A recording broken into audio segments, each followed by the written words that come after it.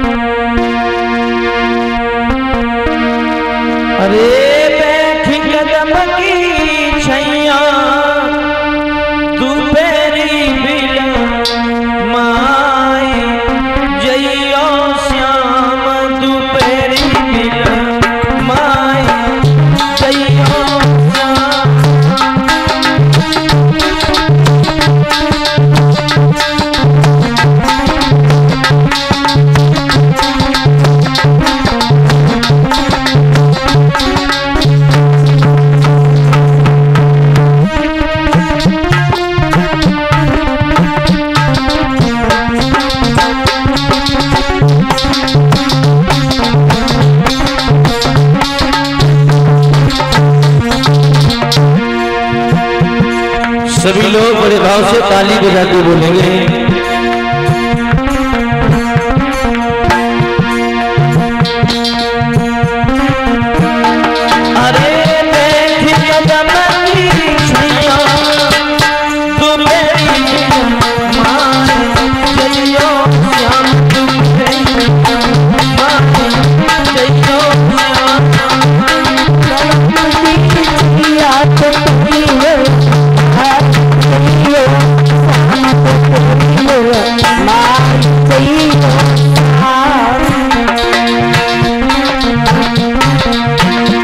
जो हमारे भक्त बैठे हुए, तुम्हें अपने अपनी मां की कसम है, सभी लोग ताली बजाते और भाव से बोले। अरे 4 महीना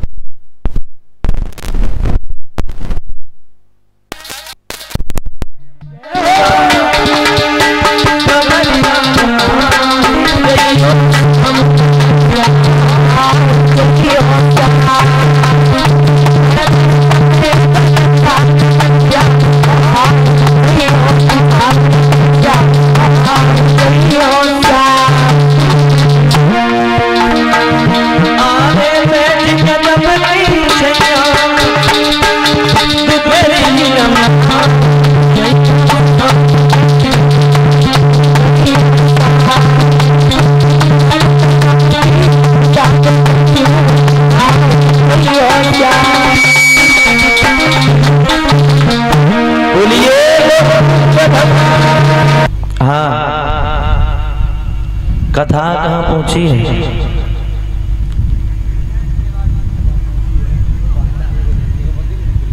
यज्ञपति महाराज कहाँ कथा पहुंची?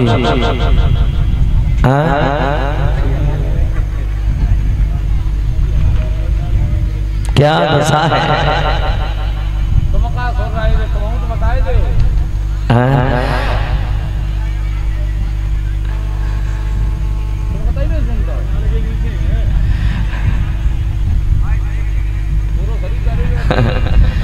देखो, तन यहाँ है तो मन भी यही रखो।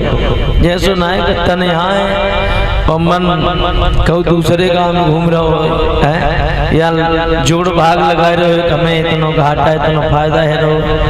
अब हमने दोनों लोगों से पूछा कि कथा कहाँ पहुंची। ये बात ठीक नहीं है, कल से ध्यान रखना, मैं रोजाना पूछूंगा। हाँ हाँ हाँ, बोलिए गोविंद भगवान की। याद रहे भागवत प्रेमियों, व्यास नंदन श्री सुखदेव जी कहते हैं राजन परीक्षित, इधर भोले बाबा का विवाह गिरजा के साथ में संपन्न हुआ है। मैया मैना ने महाराज हिमांचल ने अपनी बेटी का विवाह हर्षोल्लास के साथ में पूर्ण किया है। लोगों, बेटियां बहुत बड़ा बलिदान देती हैं, याद रखना परीक्षित महाराज। एक बेटी का जन्म जिस घर में होता है, उस बेटी को पराये घर में भेज दिया जाता है और उस बेटी से ये कह दिया जाता है कि बेटी, जिस घर में तुम जा रही हो ना, आज से वही तुम्हारा घर है। क्यों? एक बहन अपने भाई से सवाल करती है, भैया सिर्फ मुझे ये तू बता दे कि जिस घर में तेरा जन्म हुआ उसी घर में मेरा जन्म हुआ। जो तेरे माँ बाप है, भाई मेरे माता पिता, लेकिन तुझे तेरा घर मिल गया, तेरे माँ बाप मिल गए, लेकिन मुझे क्यों नहीं? बहन, संसार में कोई ऐसे माता पिता नहीं हुए हैं जिन्होंने अपनी बेटी, अपनी बहन की अपने घर पर जिंदगी काट दी हो। ये संसार का नियम है, बेटी को पराये घर पर जाना ही था। लोगों, अच्छी बेटियां होती उनके लिए पूरा गांव रोता है। एक बूढ़ा बाप भागता रहेगा, दिन और रात भागता रहेगा, कहीं से भी पैसा आए, लेकिन बेटी की शादी के लिए पैसा जरूर आ जाएगा। लेकिन एक बूढ़ा बाप तब थक के गिर जाता है, कब? जब बेटी की विदाई होती है। विदाई होने के बाद ऐसा प्रतीत होता है लोगों, मानो उस बेटी के साथ में सारे घर की शोभा चली गई हो। याद रखना भागवत प्रेमियों, जब बेटी की विदाई होती है तो सबसे ज्यादा उस बहन के लिए बोर होता है, उस बेटी के लिए बोर होता है जिसकी जिंदगी में उससे कभी बनी नहीं। सबसे ज्यादा झगड़ा होता है, जानते हो कौन होता है? बहन का भाई। बहन और भाई का बहुत प्रबल रिश्ता होता है, बहुत झगड़ा होता है। लेकिन लोगों, बहन और भाई का इतना प्रबल रिश्ता होता है, लेकिन जब बहन की शादी होती है तो सबसे ज्यादा उसका भाई होता है। याद रखना भागवत में महाराज हिमांचल ने, मैया मैना ने अपनी बेटी गिरजा की सगाई हर्षोल्लास के साथ में संपूर्ण की है। और एक बात कही है, उनकी बात छोड़िए, हर माँ बाप अपनी बेटी से कहते हैं कि बेटा, आप जिस घर में जा रहे हो ना, इस कुल की लाज आपके हाथों में है। अपने पति की सेवा करना, सास ससुर की सेवा करना, बेटी कभी हमको शिकायत नहीं मिलनी चाहिए। एक माँ अपनी बेटी को संदेश देती है और कहती है, बेटी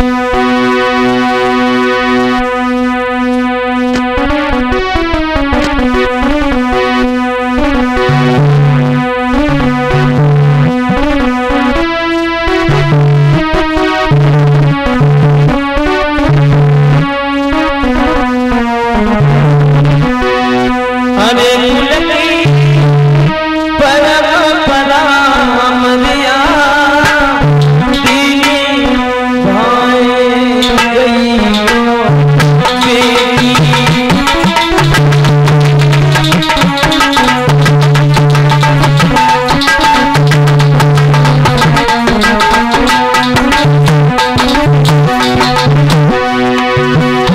एक माँ अपनी बेटी को संदेश देती है, हे बेटा कुलती परमात्मा मरिया दीन पाए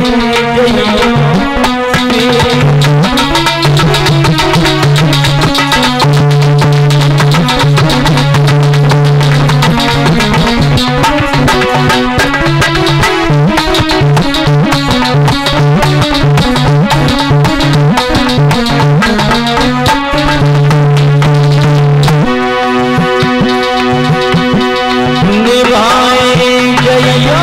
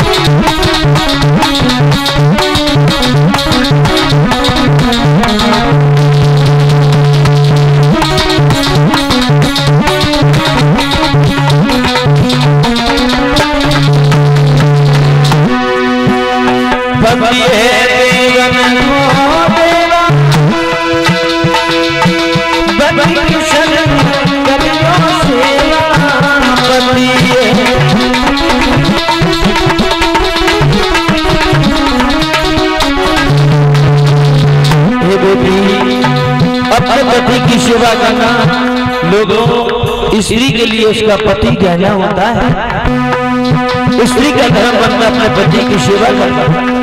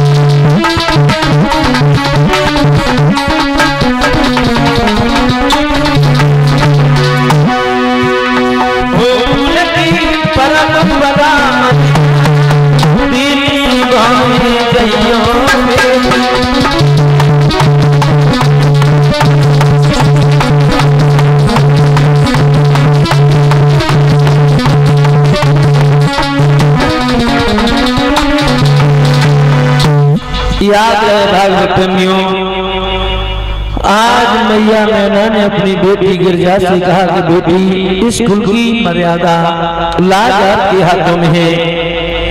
लोगों, हर माँ बाप का ये सपना होता है कि मेरी बेटी जिस घर में जाए उस घर से कभी शिकायत ना। अच्छी बेटियां होती हैं, वो कोशिश करती हैं कि मेरे माँ बाप तक मेरी शिकायत न पहुंचे। व्यास नंदन श्री सुखदेव जी कहते ही राजा परीक्षित इस प्रकार से बड़े हर्षोल्लास के साथ में महाराज भोले बाबा के साथ में गिरजा का विवाह संपन्न होता है। इधर व्यास नंदन श्री सुखदेव जी सावधान करते हुए राजा परीक्षित भगवान विष्णु की नाभि से कमल हुआ कमल से ब्रह्मा जी और ब्रह्मा जी के हुए हैं स्वामी मनुष्य रूपा। इन्हीं के महाराज पुत्र हुए प्रियव्रत और तानपाद। महाराज प्रियव्रत बड़े अच्छे राजा हैं, प्रजा को पुत्र के समान वात्सल्य देते हैं। समय धीरे धीरे व्यतीत होता चला गया, लोगों धीरे धीरे इनका मन भगवान की तरफ लगता चला गया, तो इन्होंने अपना राजभार अपने छोटे भाई उत्तानपाद को दे दिया है। महाराज उत्तानपाद अयोध्या के राजा बन गए। लोगों, जब महाराज अयोध्या के राजा बन गए हैं तो याद रखना लोगों, महाराज उत्तानपाद ये मन में विचार करते हैं कि विधाता हमसे कोई प्रजा के लिए भूल ना हो जाए। पहले के जो राजा हुआ करते थे परीक्षित महाराज, वो बहुत ही धर्मज्ञ राजा हुआ करते थे। प्रजा को पुत्र के समान भाषण देते हैं। एक राजा का ये भाव होना चाहिए, प्रजा और राजा के बीच में पिता और पुत्र जैसा संबंध होना चाहिए। लेकिन याद रखना परीक्षित महाराज, आजकल किसी पर थोड़ा सा पैसा बढ़ जाए ना, पैसा तो बात है राम राम करियो, फिर सबसे पहले पे बखन गाय दे के बोले हाँ हम कुछ लग रहे हैं। लेकिन याद रखना लोगों,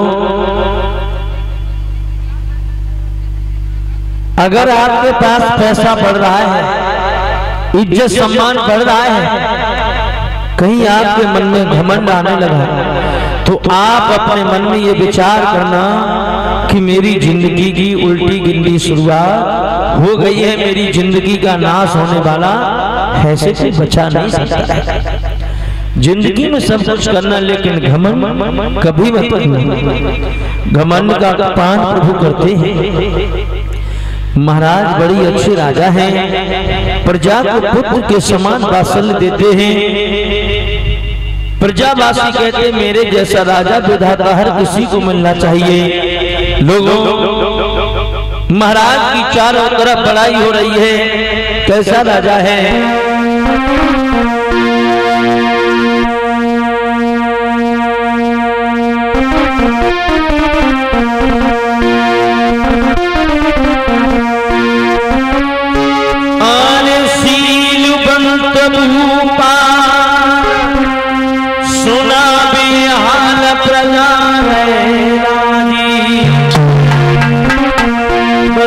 राजा है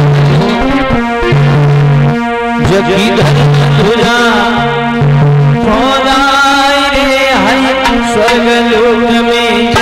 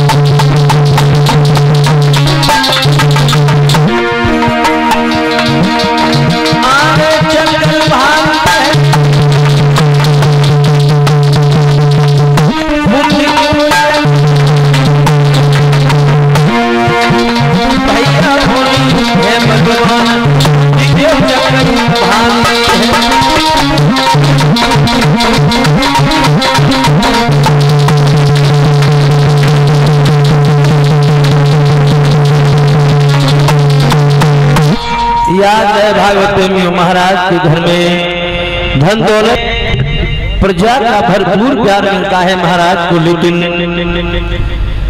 धीरे धीरे समय बीतता चला गया। घर में पतिव्रता स्त्री है जिसका नाम है सुनीति। सुधन नीति इसकी सुंदर नीति हो सके के महाराज सुनीति। और सुनीति महाराज को बहुत प्रेम करती है, अपने पति की आज्ञाकारी पत्नी। लोगों पतिव्रता पतिव्रता पतिव्रता किसे कहते हैं? पतिव्रता उसे कहते हैं जो सुबह जाकर के अपने पति के चरणों को स्पर्श करे, पति की आज्ञा को माने, पति की आज्ञा के खिलाफ न जाने, वही पतिव्रता स्त्रियां कहलाई जाती हैं। इस कथा पंडाल में अगर मैं ये सवाल कर दूं कि कितनी हमारी माताएं बहनें हैं जो सुबह जाकर के अपने पति के चरणों को स्पर्श करती हैं, यानी अपने पति के चरणों को छूती हैं? हाथ उठाइए।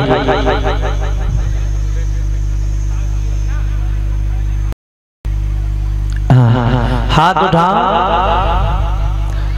खैर कोई बात नहीं कि जनकपुरा में तो सभी लोग हैं, हाँ सभी पतिव्रता स्त्री। हमारे भाई बैठे हुए इनसे मैं अगर सवाल कर दूं कितने हमारे भाई हैं जो सुबह जाकर के अपने पिता के चरणों को स्पर्श करते हैं, अपने पिता के माता पिता के चरणों को छूते हैं? तो हाथ उठाओ।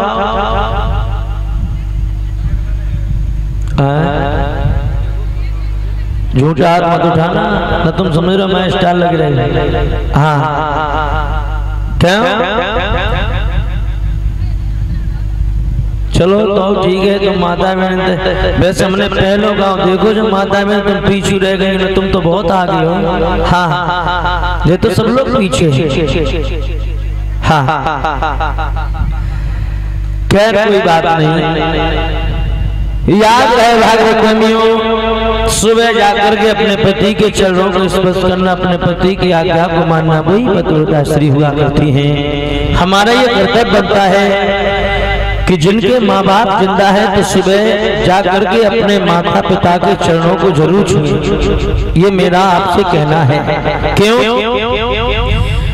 चाहे जितने भी तीर्थ यात्रा कर जाओ, चाहे वैष्णो देवी चले जाओ, चाहे नैना देवी चले जाओ, चाहे जहां चले जाओ, जब तक घर की माँ खुश नहीं है ना तब तक चाहे जहां दुनिया में घूमो कोई माँ खुश नहीं हो सकती है। याद रखना, जब तक माँ बाप घर में हैं, आप कहीं तीर्थ यात्रा करने जाओ, उनकी सेवा करते रहो, सुबह जाकर उनके चरणों को छूते रहो, उनकी सेवा करते रहो, सब तीर्थों का फल आपको अपने घर में ही मिलेगा। याद रखना भागवत प्रेमियों, अगर कर्म तुम्हारे अच्छे हैं तो किस्मत तेरी दासी है, और आदत अगर तुम्हारी अच्छी है तो घर में ही मथुरा, कहीं जाने की जरूरत नहीं है। रोजाना दर्शन करने जा रहे हैं, बूढ़े माँ बाप घर में रो रहे हैं, तो समझ लेना इसका फल आपको मिलने वाला नहीं है। सेवा करनी है। मैंने अक्सर देखा है माँ बाप रोते रोते मर गए। यज्ञपति महाराज देखो कहाँ की पंचायत चल रही, देखो धन्य है माता जी। हाँ एक बात याद रखना, जिनके घर में माँ बाप दुखी हैं वो सदैव जिंदगी भर ठोकर खाते रहेंगे, कभी उस परिवार का प्रमोशन नहीं हो सकता है, कभी वो परिवार आगे नहीं जा सकता है। याद है लोगों, घर में पतिव्रता स्त्री है, महाराज के घर में कमी है तो सिर्फ एक पुत्र की, मैया पर चौथापन आ गया, घर में पुत्र नहीं हुआ। लोगों मैया सुनीति रोती है, बैठी बैठी प्रभु से निवेदन करती है, विधाता ऐसी हमसे क्या भूल हो गई जो मैंने एक संतान का मुख नहीं देख पाया, तूने मुझे धन दौलत इतनी दी, लेकिन टेसू का फूल बना दिया जिसमें कभी सुगंध नहीं आ रही है। लोगों इस संसार में मैंने किसी को सुखी देखा ही नहीं। किसी के घर में पुत्र नहीं है तो इसलिए दुखी है, और काऊ के घर में 10-10 बेटा तो उनसे दुखी है। किसी को भूख है तो भोजन नहीं है, जिसके पास भोजन उसे भूख नहीं है, जिसके पास नींद है उसे बिस्तर नहीं है, जिसके पास बिस्तर है उसके पास नींद नहीं है। क्या है विधि का विधान, मेरे एक बार समझ आइए।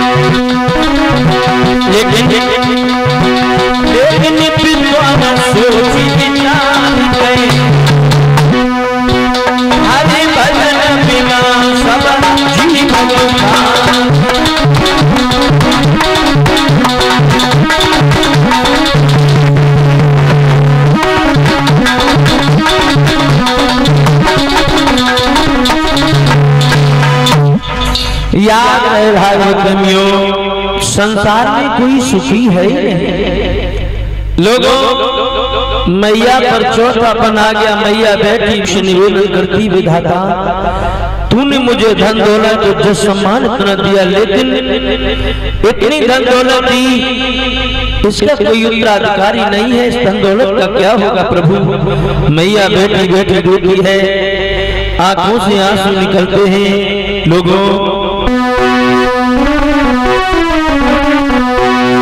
आज मैया सुनती रोती है, प्रभु से निवेदन करती है, विधाता अरे प्रभु कैसी नजर मारी, और मेरी भाई कोई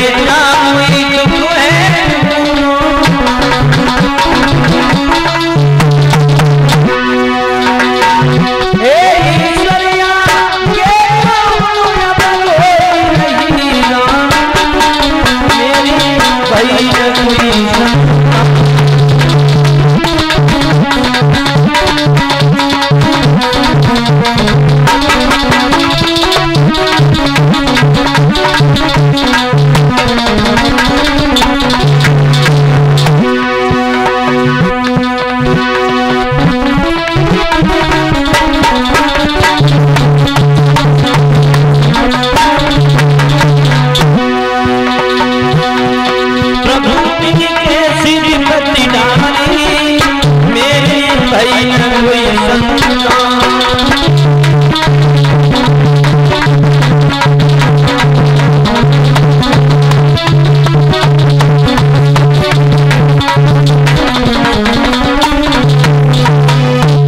याद है भागवत में मैया रोती है, रोकर के प्रभु से निवेदन करती है कि परमात्मा हमसे ऐसी कौन सी भूल हो गई, मेरे भैया समय धीरे धीरे व्यतीत होता चला गया, मैया के आंगन में कोई पुत्र नहीं हुआ। एक कभी कल्पना करता है और कहता है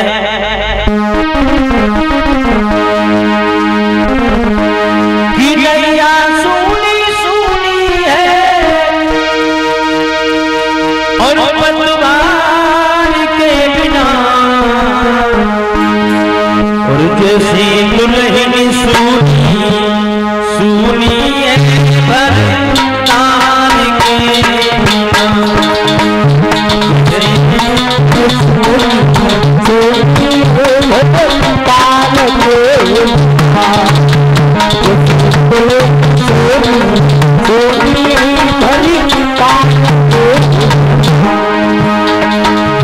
एक कभी कल्पना करता है, कह रहा है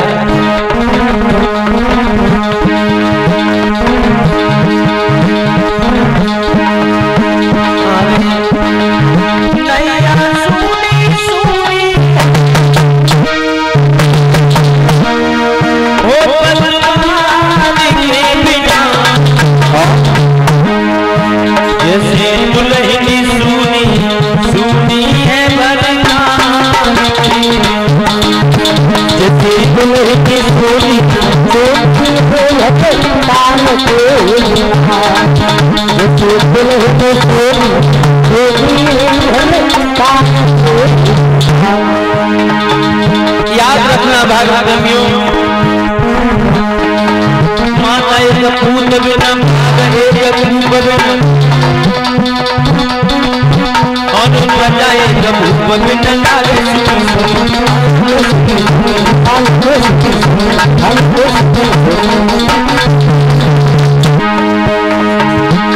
अरे माता एक पूत बिना प्रजा एक रूप बिना और भाग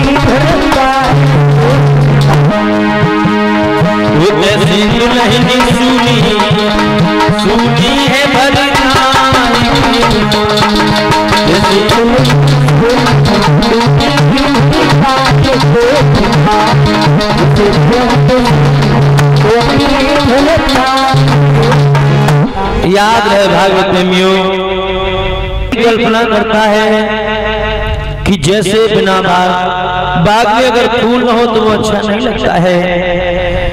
एक राजा प्रजा के बिना शोभा नहीं देता, एक माँ एक पुत्र के बिना शोभा नहीं देती है। लोगों समय धीरे धीरे व्यतीत होता चला गया।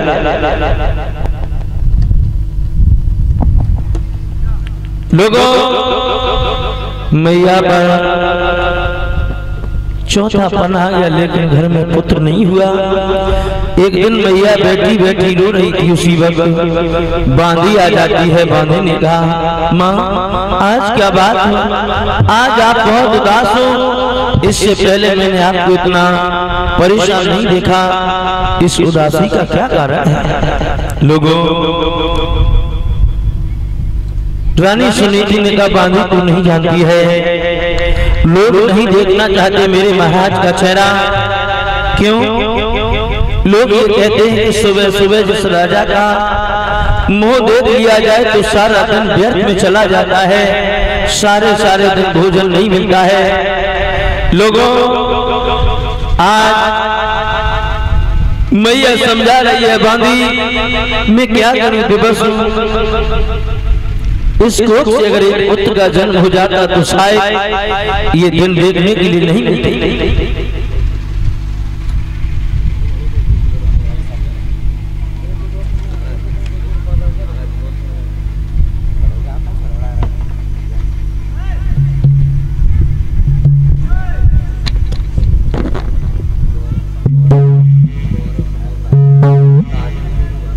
हेलो और कुछ दानदाताओं के नाम इस प्रकार हैं। 5100 रुपया सुमेश कुमार फौजी, सनो विद्याराम सिंह, कृष्णापुरम इटावा। 201 रुपया मंजू सनो राज बहादुर जलूकर। 101 रुपया राम लक्षण पंडित जी नगला केशवरा। 101 रुपया दंगल सिंह रमपुरा। बोलिए बाके बिहारी लाल की।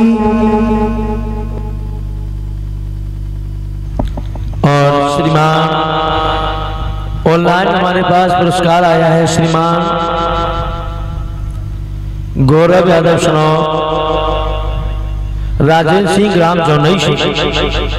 इस जौनई में भी हम कथा करके आए। भगवान गौरव जी को सदैव आगे बढ़ाता रहे, सुख शांति प्रदान करता रहे। गौरव जी की तरफ से 201 रुपए का आशीर्वाद प्रदान हुआ। मैं प्रभु से कामना करता हूँ परमात्मा आप सदैव आगे बढ़ते रहे, राधे रानी की असीम अनुकंपा बनी रहे। बोलिए गोविंद भगवान की। याद है भागवत में मैया ने बांधी को समझाया, एक बात कही है, बांधी तू मेरे महाराज को कचहरी से बुला करके ला, उनसे बहुत जरूरी बात करनी है। उसी वक्त बांधी भागी है, भाग करके पहुंची है कहां? महाराज के पास में। और महाराज ने कहा हे महाराज, आपको रानी ने शीघ्र ही महलों में बुलाया है, अति आवश्यक आपसे काम है। तो महाराज उत्पन्न पात वहां से चले हैं, पहुंचे हैं, जाकर के कहा महलों में देखा है रानी सुनीति की रो रो करके आंखें सूज चुकी थी। महाराज ने सवाल कर दिया कि हे प्राण की रानी क्या बात है, इस रोने का क्या कारण है, क्यों रो रही हो? तो मैया ने कहा महाराज तुम्हें लोग नहीं देखना चाहते हैं, ये लोग कहते हैं आपसे निर्बंसी राजा हो आप, ये बात मुझे अच्छी नहीं लगती है। तो महाराज उत्पन्नपाद ने समझाया, ही रानी पुत्र देना दे करके छीन लेना ये प्रभु की मर्जी हुआ करती, हमारे तुम्हारे बस की बात नहीं है। जो कि घर में संतान हो जाए। लोगों, आज मैया ने समझाया है तो महाराज ने कहा रानी चिंता करने से मनुष्य की आयु कम होती है। चिंता और चिता में थोड़ा सा फर्क है, जानते हो? चिंता जीवित व्यक्ति को खा जाती है और चिता मुर्दे को जलाती है। चिंता करने से मनुष्य की आयु कम होती है। कभी किसी व्यक्ति को ज्यादा चिंता नहीं करनी चाहिए। महाराज समझा रहे रानी चिंता करने से घर में पुत्र नहीं हो सकता है। रानी रोकर के कहने लगी पिया वो तो बात सही है, लेकिन मेरी बात सुनने की कोशिश करे महाराज, मैं क्या कहना चाहती हूँ। मैया रोकर के कहने लगी है ना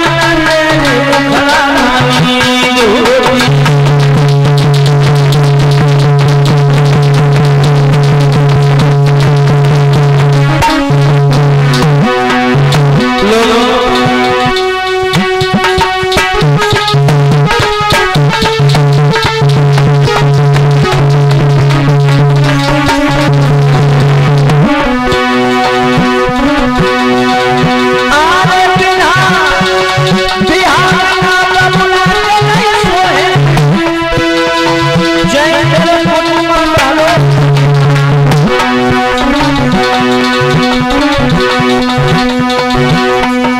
बिना बेटा के अंगना न सोए जय तेरे माया में हुई नंदा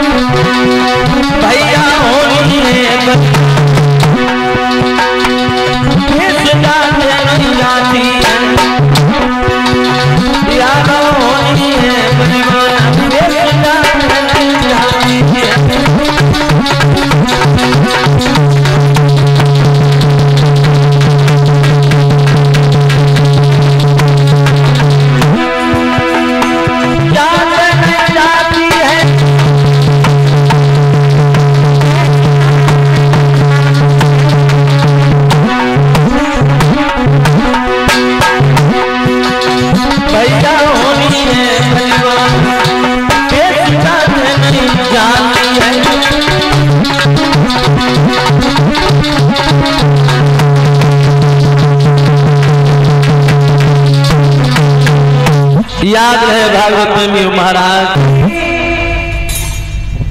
व्यास नंदन श्री सुखदेव जी कहते हैं राजन परीक्षक इधर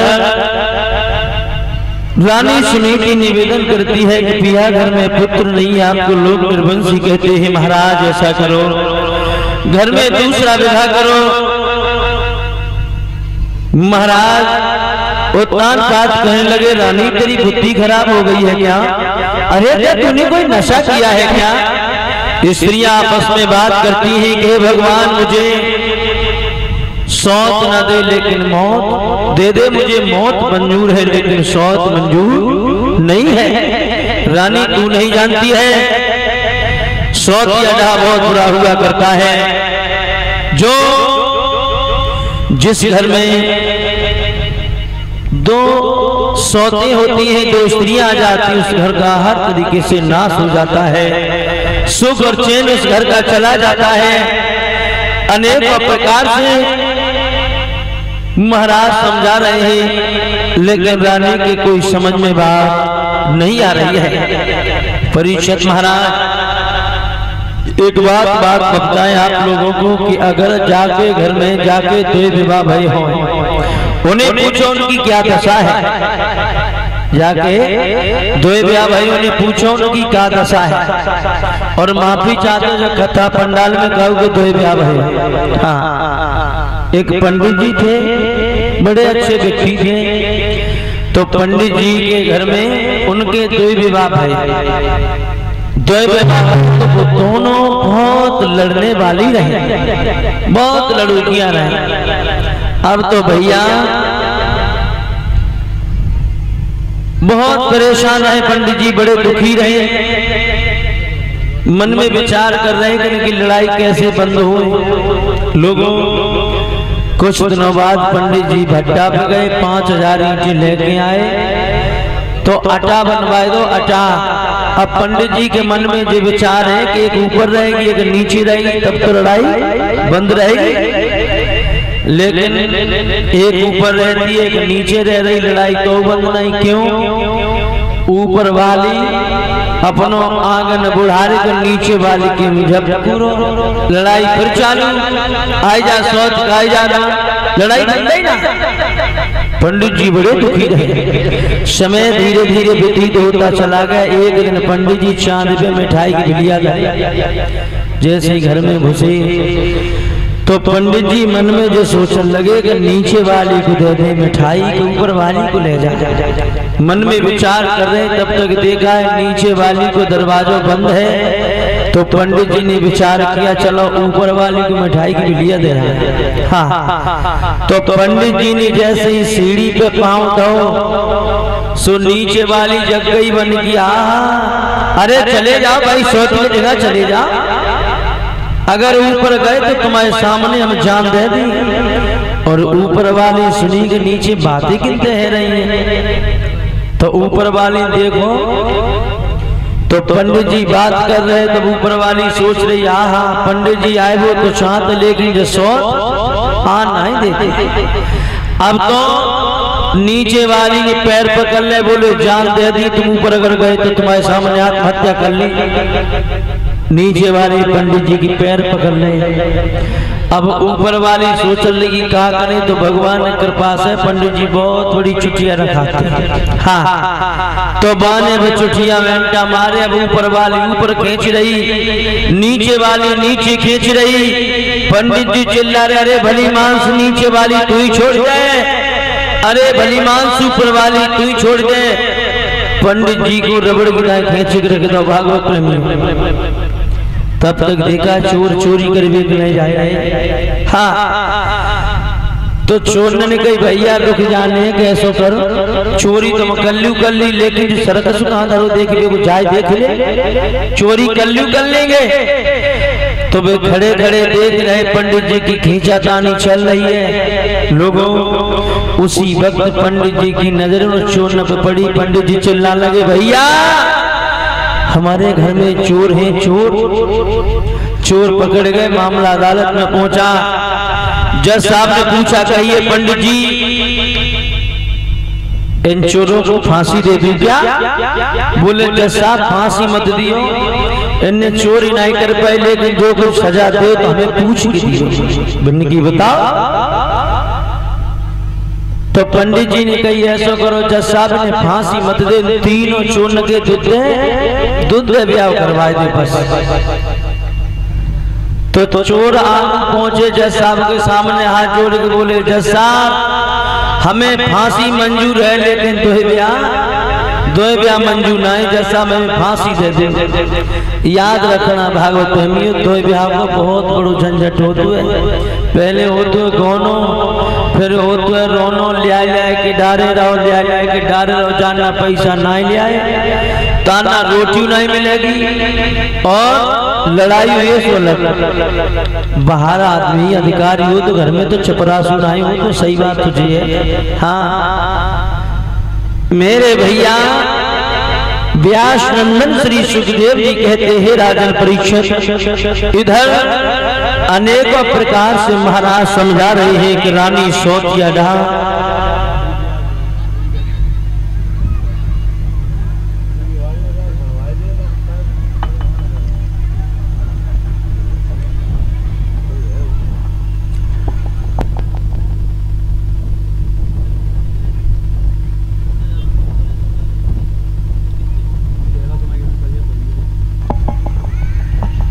बोलिए गोविंद भगवान की। याद रखना भागवत प्रेमियों महाराज समझा रहे रानी सोतिया बहुत बुरा हुआ करता है। महाराज ने कहा रानी जानबूझ के अपने पैरों में कुल्हाड़ी न मारो। आरे सोती चून की पुरी जेर की छुरी मान जा प्यारी रानी और दुयावत लिए निकार दुलैनी कनिए तेरी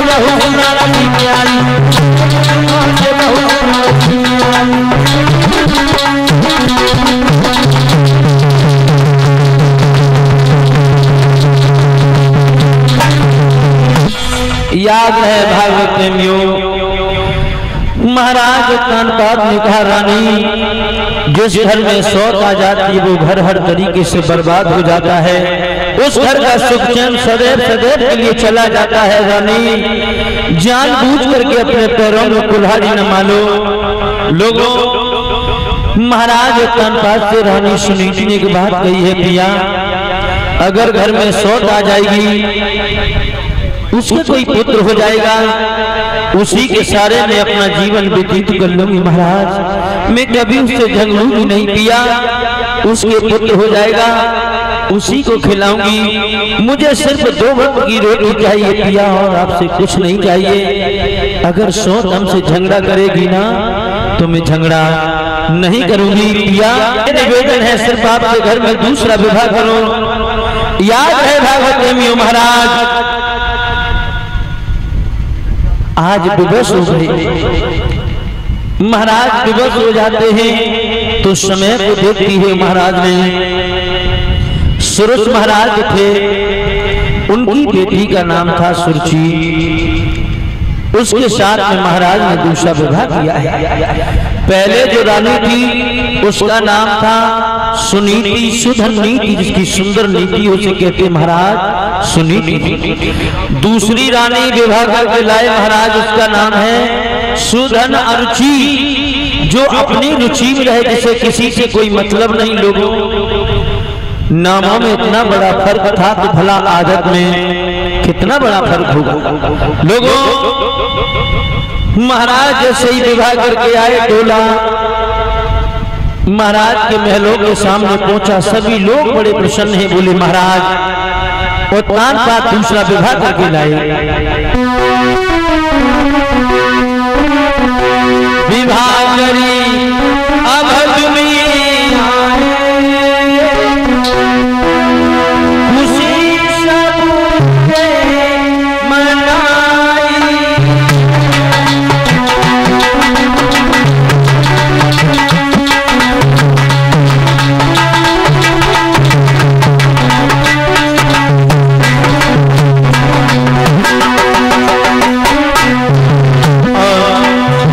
इसी बीच में 1 रुपए का आशीर्वाद प्रदान हुआ परमावृषि अवनीश यादव और सर जी इसी गांव जनकपुर से 1 रुपए भिजवा रहे हैं। श्रीमान अवनीश यादव जी, भगवान आपको प्रभु सदैव दीर्घायु प्रदान करे, समाज का इज्जत सम्मान मिलता रहे, मेरी प्रभु से कामना कांक्षा है।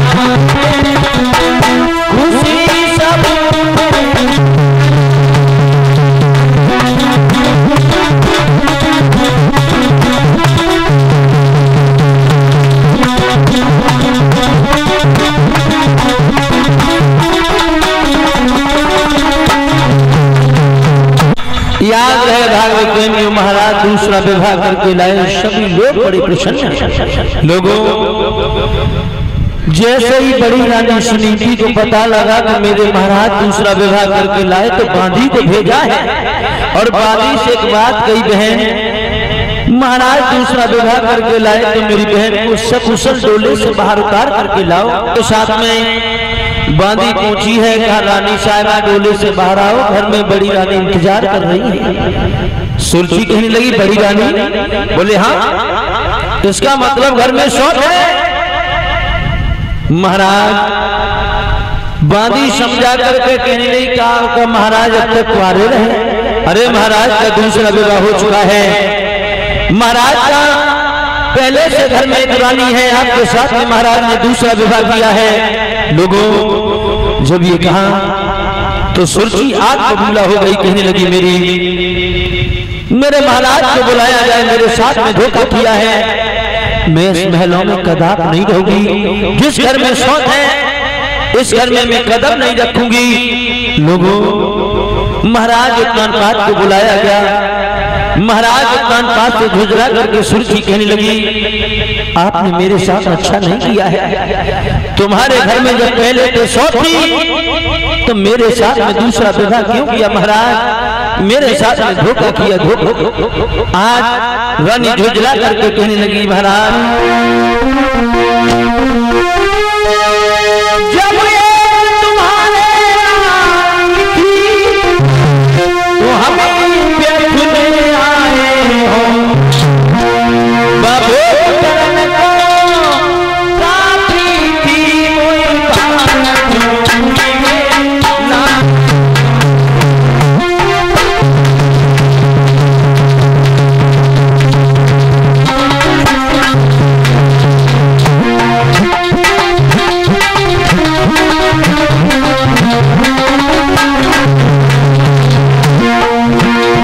मेरे साथ में तुमने धोखा किया।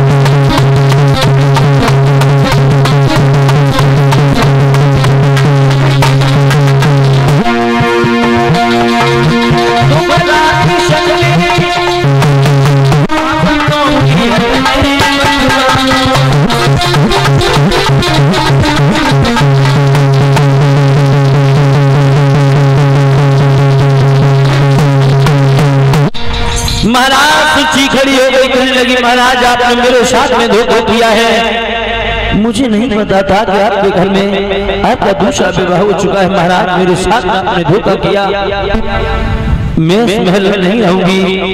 तब तक रानी सुनीति वहां आ जाती है, हाथ जोड़ करके रानी कहने लगी बहन तमाशा न बनाओ, मैंने महाराज का दूसरा विवाह करवाया, मेरे कोई भी पुत्र नहीं हुआ।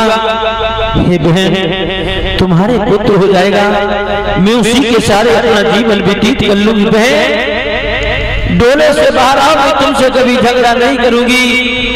देखिए लोगों रानी सुनीति ने वो जानती है कि मेरे ऊपर कितना कष्ट है, लेकिन फिर भी आज अपनी खुशियां बड़ी रानी उजाड़ रही है, निवेदन कर रही है बहन तमाशा ना बनाओ, इस कोख से किसी पुत्र ने जन्म नहीं लिया, बेबस होकर के मैंने महाराज का दूसरा विवाह करवाया है। बहन डोले से बाहर आओ। जैसे डोले से बाहर निकली है लोगों, बड़ी रानी सुनीति की छाती में लाती है। याद रखना भागवत प्रेमियों, महाराज उत्तानपाद की आंखों से आंसू निकल गए। महाराज उत्तानपाद कहने लगे रानी मैंने तुझे तोते की तरह दिन रात समझाया था कि सोतिया बहुत बुरा हुआ करता है, लेकिन तूने मेरी एक भी बात नहीं मानी रानी, अब रो रो करके मुझे क्यों रुला रही है? तो रानी ने महाराज का हाथ अपने हाथों में ले लिया।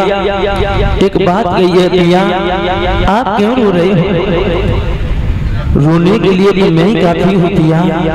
अगर मेरी किस्मत में रोना नहीं लिखा होता तो शायद इस कोख से एक पुत्र का जन्म हो जाता, तो शायद ये दिन देखने के लिए नहीं मिलता। लोगों याद रखना भागवत प्रेमियों, आज रानी रो करके बोली है, पिया क्यों रो रहे हो?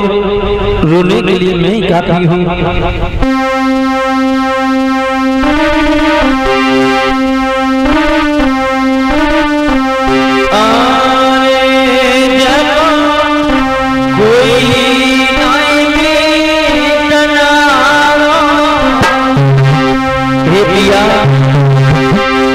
सजना मेरे बिभिरिया गली में कोई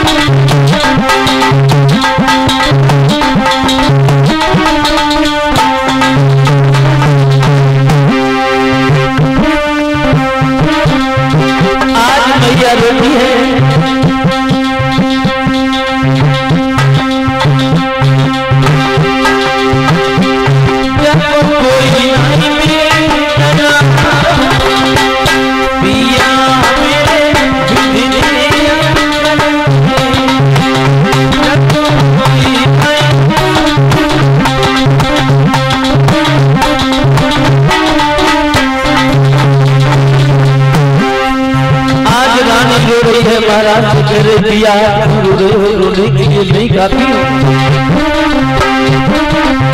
लोगों आगे जन्म के साथी मैया बहुरा जन्म के साथी,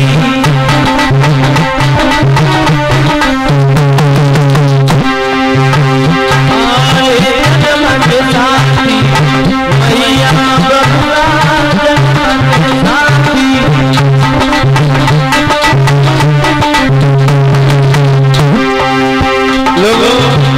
जन्म के साथ माता पिता हो तो लेकिन अब साथी पिया मेरे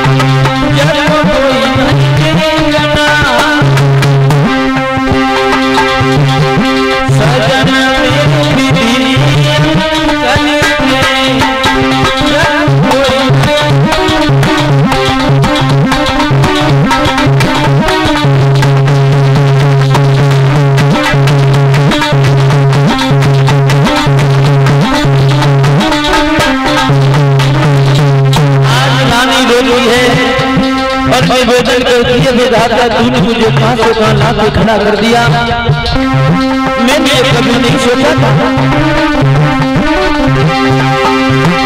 आने करना करके मैया रोई करना करके,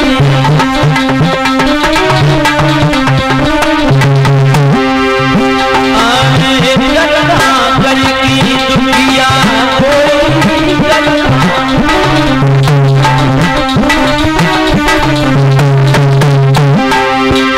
मेरी विपत्ति है सजना मेरी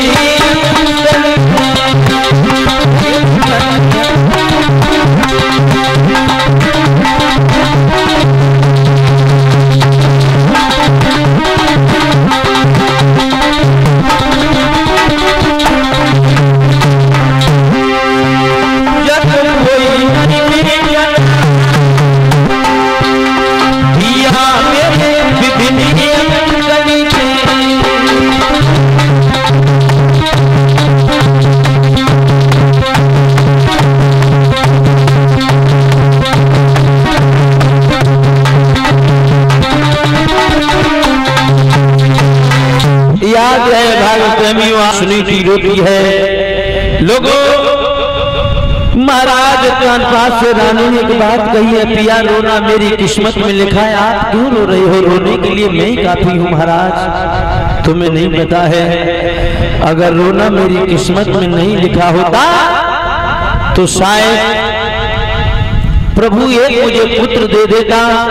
अगर इस कोख से एक बेटे का जन्म हो जाता तो शायद ये दिन देखने के लिए नहीं मिलते। महाराज कानपास भी रो रहे हैं, रानी भी रो रही है। उसी समय सुरजी कहने लगी, क्या रोना धोना लगा रखा है? इस महलों में हमें रखना चाहती है नहीं?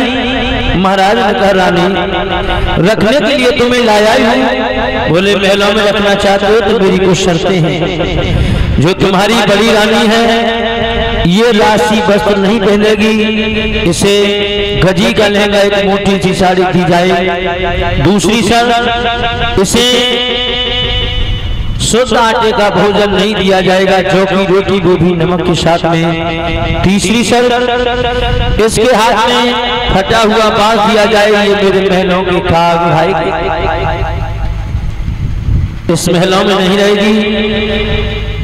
इसके हाथों में फटा हुआ बांस दे दिया जाए, ये महलों के काग उड़ाएगी। लोगों देखिए किस्मत का खेल, आज रानी सुनीति काग उड़ाने बन गई है। लोगों समय का वो चक्र होता है, समय के चक्र में जो फंस जाए वो बच नहीं सकता है। लोगों आज रानी काग रानी हो गई है। होनी तो हो के रहे, अनहोनी ना हो, जो भी लिखा नसीब में बैठ सके ना कोई। लोगों समय धीरे धीरे व्यतीत होने लगा। रानी सुबह से शाम तक महलों के कागा उड़ाती है, शरीर सूखने लगा है। लोगों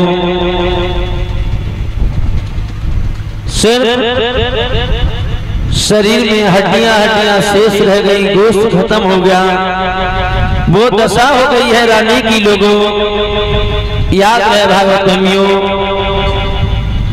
कि रानी भोजन नहीं करती है। महाराज की याद में दिनों रात रानी चिंतित रहती है। धीरे धीरे 6 महीने से ज्यादा का वक्त हो गया।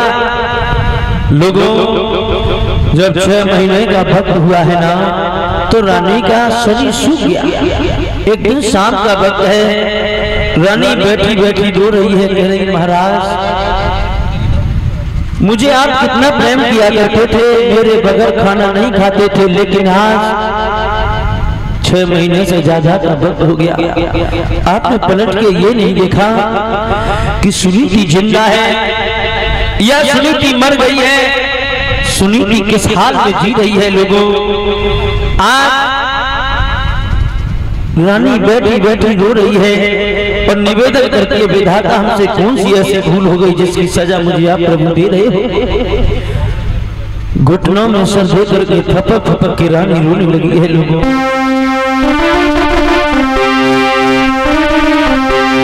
अरे कमैया रो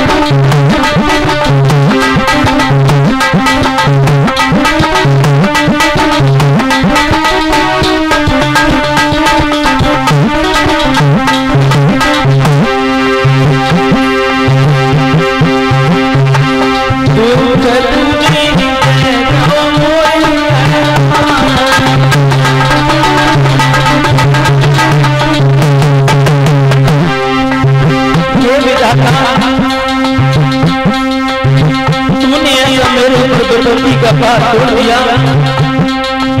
मैं संतान का मुख नहीं देख पाई, अगर घर में ये पुत्र हो जाता तो शायद ये दिन देखने के नहीं मिलते।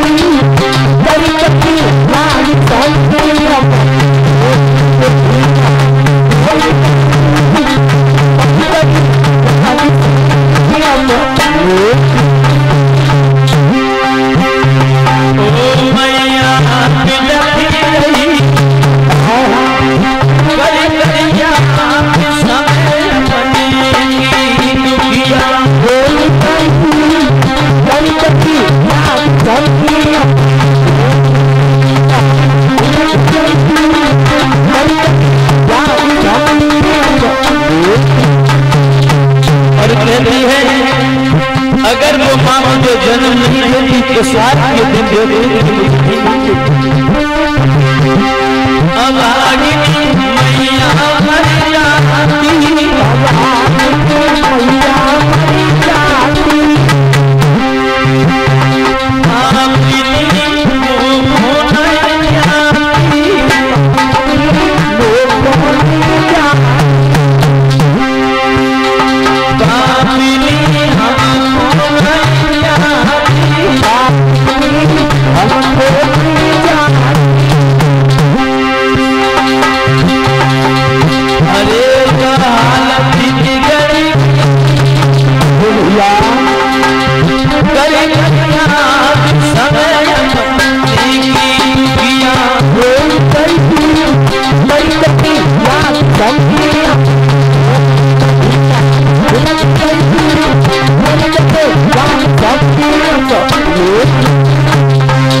याद रहे भागवत प्रेमियों, आज रानी रोती है, मन में विचार करती है, महाराज एक बहुत दिन बाद सुनीति के बगैर आप भोजन नहीं किया करते थे। एक आज का दिन है कि 6 महीने से ज्यादा का वक्त हो गया, आपने ये पलट करके नहीं देखा कि सुनीति जिंदा है या सुनीति लोगों। एक बात बताऊं आप लोगों को, पतिव्रता स्त्री जो हुआ करती है वो ज्यादा दिनों तक पति से अलग रह करके जी नहीं सकती है, जिस प्रकार से बिना पानी के मछली नहीं जी सकती है। दुख जाने दुखिया के दुखिया की मां, के दुख जाने माछली जो लोगों, या तो दुख को दुखिया समझ सकती है या उस दुख को मछली समझ सकती है जो इस बाजार से जाकर के उस बाजार में कटती है और बिकती है। रात्रि का वक्त है, रानी सुनीति चली है, मन में विचार करती है ऐसे जीवन से तो मौत भली।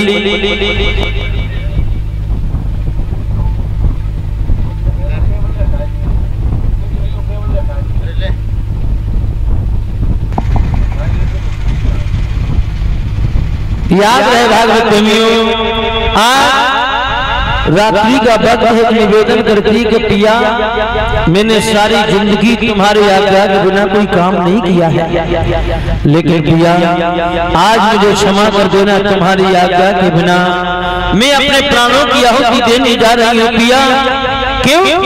मैं तुम्हारे बगैर जी नहीं सकती हूँ, तुम्हारे बगैर ये दिन हम पर नहीं कट रहे हैं। पिया मुझे क्षमा कर देना, आज के बाद सुनीति की याद मत करना। पिया लोगों, आज रानी चली है, निवेदन करती जा रही है। पिया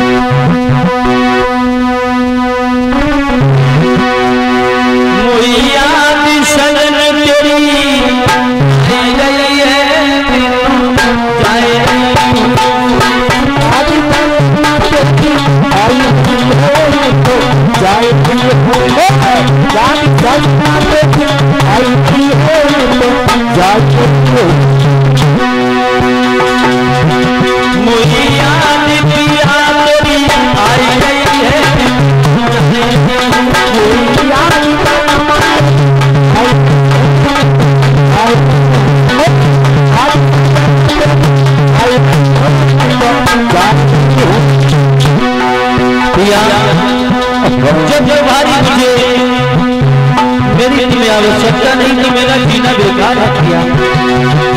जिस स्त्री का पति स्त्री को ठुकरा दे स्त्री का संसार में कोई ठिकाना नहीं होता है। मोहिया सजन के आई